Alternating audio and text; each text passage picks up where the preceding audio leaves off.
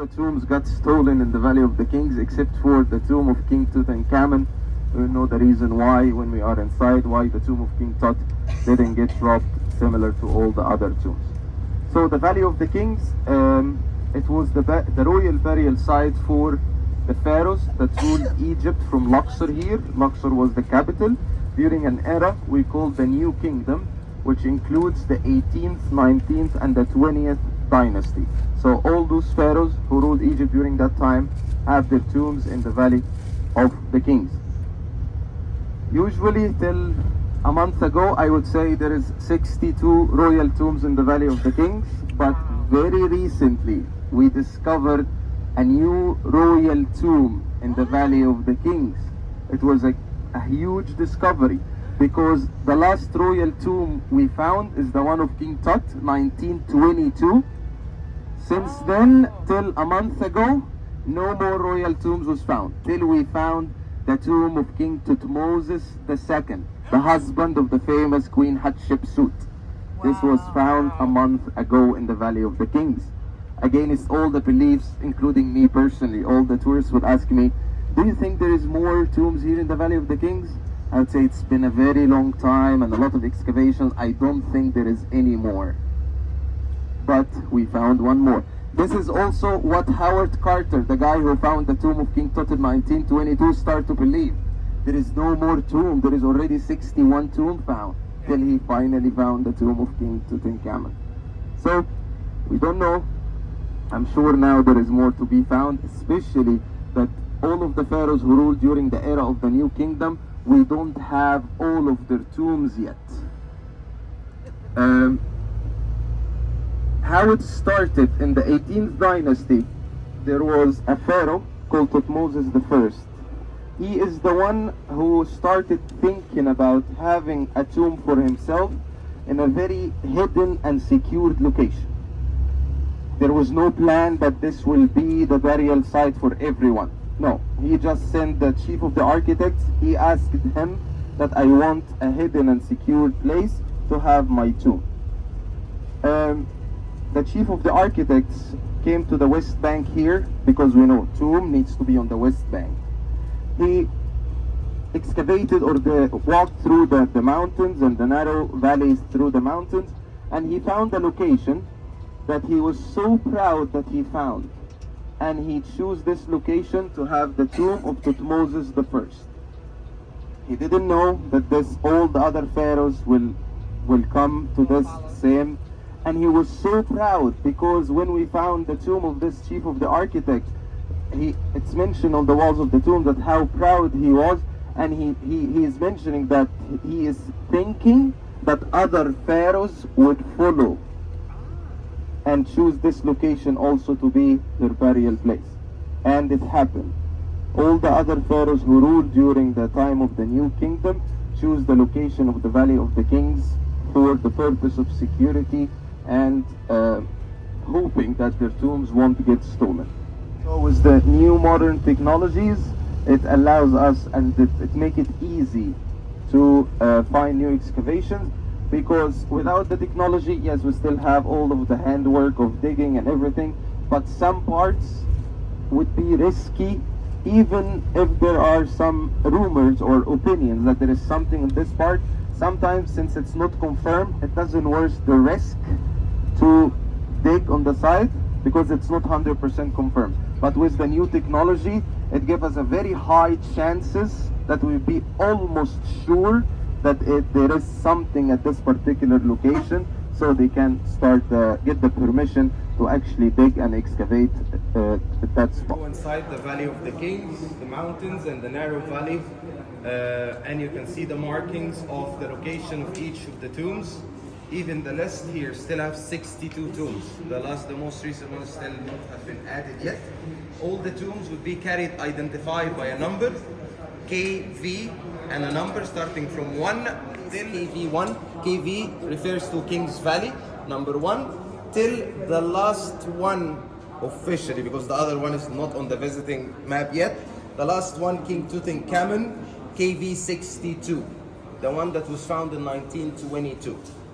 Okay? up to the Valley of the Kings.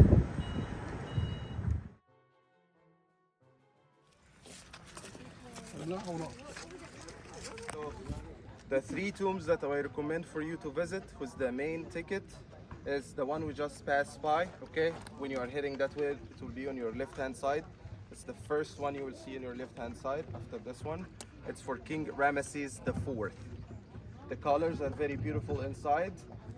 All scenes from the Book of the Dead, all the tombs, all the paintings you will see inside, those are depictions for the afterlife journey according to the ancient Egyptian belief. The journey that will start after a death of a person, after the sunset. There will be a judgment for the dead person. If he was a good person through weighing the heart, as we explained, he will start the journey together with the sun god Ra through the 12 hours of the darkness till they both rise next day in the morning in the heaven. This journey is dangerous. It's easy to get lost. It's easy to get eaten or destroyed or whatever by the demons of the underworld. So all the depictions in the tombs, those are to help the dead person to find his way through. And most of the hieroglyphic writings, those are magical spells that would help him to get the God's help in the afterlife, because there is the bad creatures and there's also good ones. So he needs to know the magical formulas that allow him to get the help from the good deities in the underworld to help him through the journey of the underworld. This is the fourth. The most unique thing about it, aside from the ancient Egyptian depictions, once you get inside, on both sides of the tomb, you will find Coptic graffiti, Christian graffitis for some prayers. Why? Because during the time of persecution, there was attacks all over Egypt on the monasteries for the Christian monks. So they ran out to escape out of the monasteries. Some of them find the site of the Valley of the Kings here and took some of the tombs as a shelter for them to hide from the enemies, because they wanted to kill them because they are in a different religion. So one of those tombs was the tomb of King Ramesses IV. That's why you will find some graffitis for Christian graffitis. Okay. The second one I would recommend is King Ramesses IX. Okay. Very colorful tombs, and the scenes are mainly focusing on the journey of the sun god Ra. You will see a lot of representations of the sun. You will see a lot of representations for the scarab beetle, because the ancient Egyptians were thinking that the scarab is the form of the god who is responsible for carrying the sun out. Why?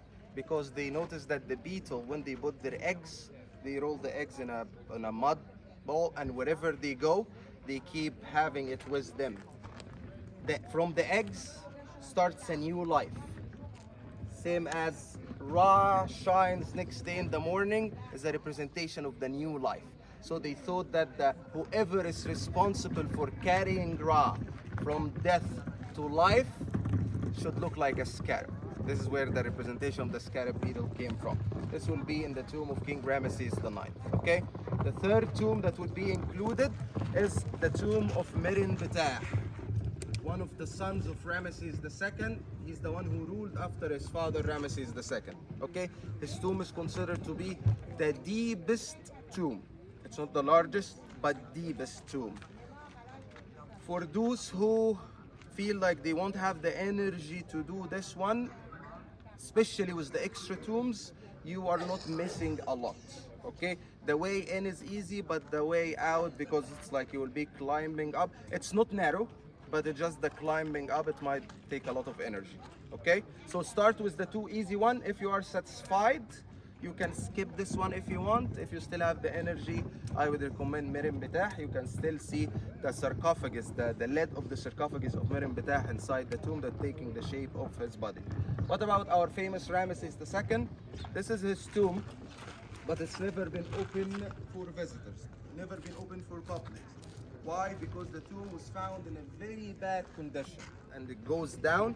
So through the years, all the rains and carry the dust and the rocks from the mountains, it all went inside the tomb, and the whole tomb was almost buried with water, rocks and sand.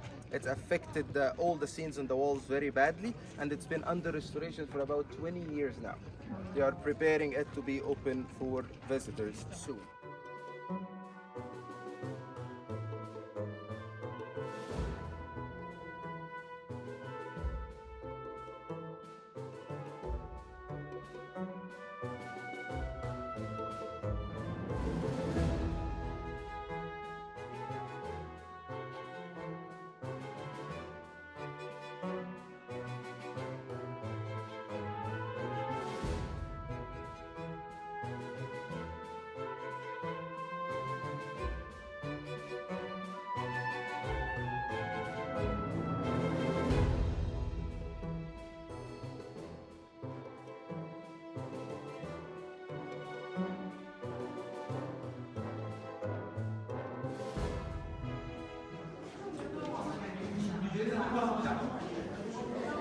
If you watched the last video of our tour guide Anton, he explained why there's all this writings and artwork on inside the tomb.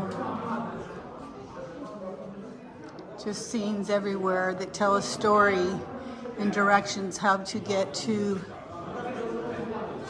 the afterlife safely, is basically what he said. Some of this stuff is missing. Look at the snakes. And the colors are still here.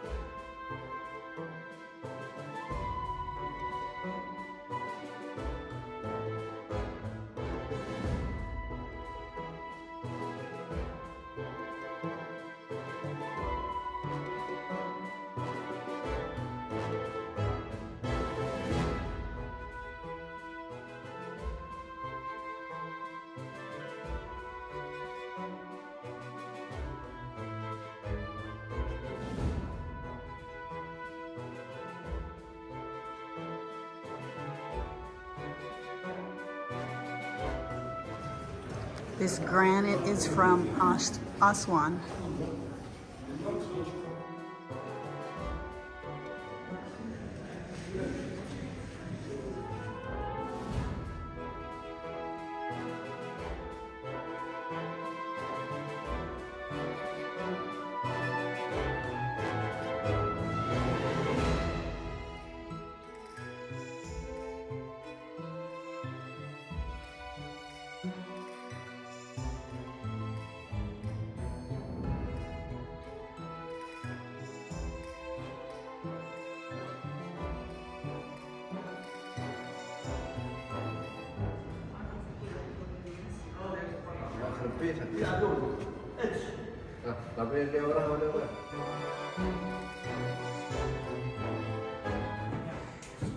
Crossing over the bridge.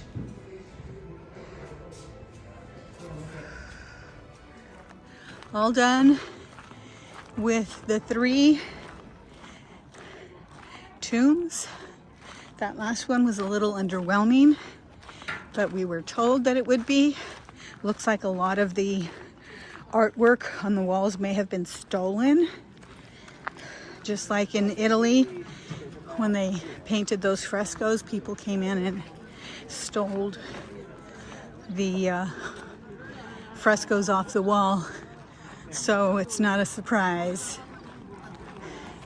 And they have a nice little snack bar here. I saw bathrooms down there.